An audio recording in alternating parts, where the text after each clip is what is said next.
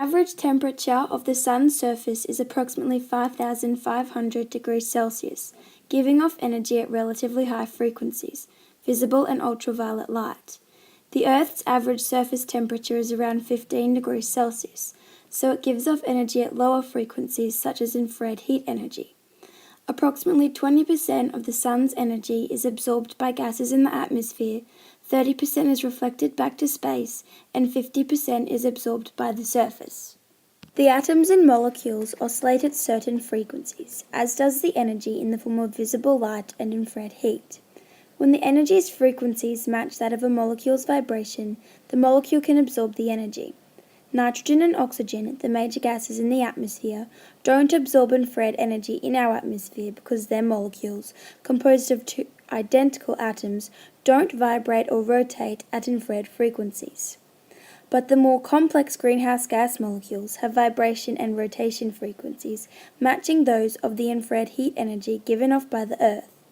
They absorb this energy before re-emitting it in a random direction.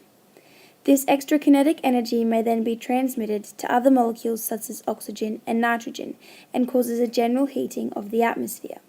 Lately, the quantity of greenhouse gases in the atmosphere has been rapidly increasing, primarily as the result of burning fossil fuels, which releases carbon dioxide.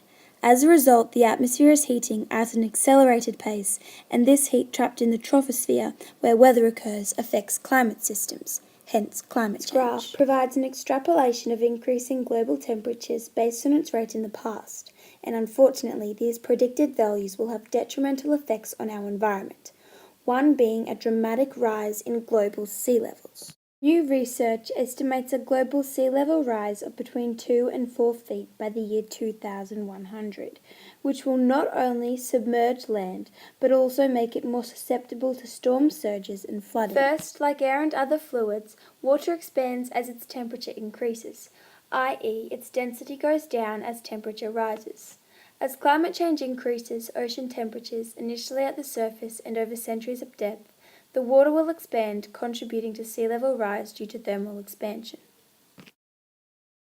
Land ice, glaciers, ice caps, and ice sheets are shrinking at a faster rate in response to rising temperatures, consequently adding water to the world's oceans. The third process that can cause sea levels to rise is the loss of ice mass from Greenland and Antarctica, which if completely melted would raise global sea levels by 63 meters. But this also possesses the largest levels of uncertainty for their future behaviour. Therefore, a linear extrapolation would not be wise. The melting back of sea ice, e.g. in the Arctic, and the floating ice shelves will not directly contribute to sea level rise because this ice is already floating on the ocean, and so already displacing its mass of water. However, the melting back of this ice can lead to indirect contributions on sea level, such as a reduction in albedo, allowing for greater absorption of solar radiation, thus accelerating warming and increasing the melting back of ice.